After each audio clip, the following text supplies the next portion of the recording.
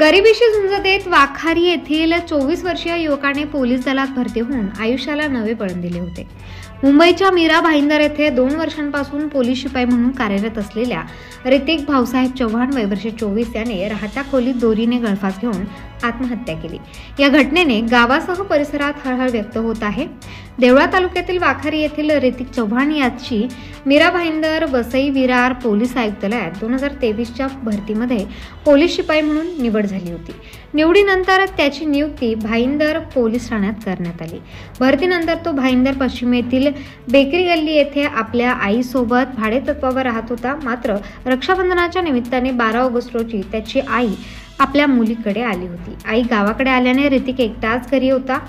गळफास घेऊन आत्महत्या केली। आत्महत्येचे नेमके कारण अद्याप स्पष्ट झालेले नाही। पोलिसांनी ऋतिकच्या मृतदेहावर पंडित भीमसेन जोशी रुग्णालयात शवविच्छेदन केले असून तपास सुरू असल्याची माहिती वरिष्ठ पोलीस निरीक्षक जितेंद्र कांबळे यांनी दिली। सुमारे 10 वर्षांपूर्वी ऋतिकच्या वडिलांचा अपघाती मृत्यू झाला होता।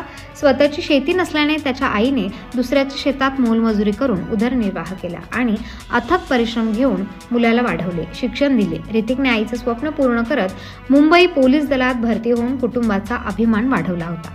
पण नशिबाच्या क्रूर खेळीमुळे हे स्वप्न अधुरेच राहिले। त्याच्या पश्चात आई आणि विवाहित बहीण असा परिवार आहे।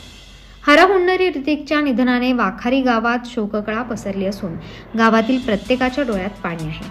अंत्यसंस्कार वाखारी होणार असल्याची माहिती आहे। गावातील लोकांच्या डोळ्यात अश्रू आणि मनात एकच प्रश्न, इतक्या लहान वयात इतक्या संघर्षानंतर ऋतिकने असे का केले?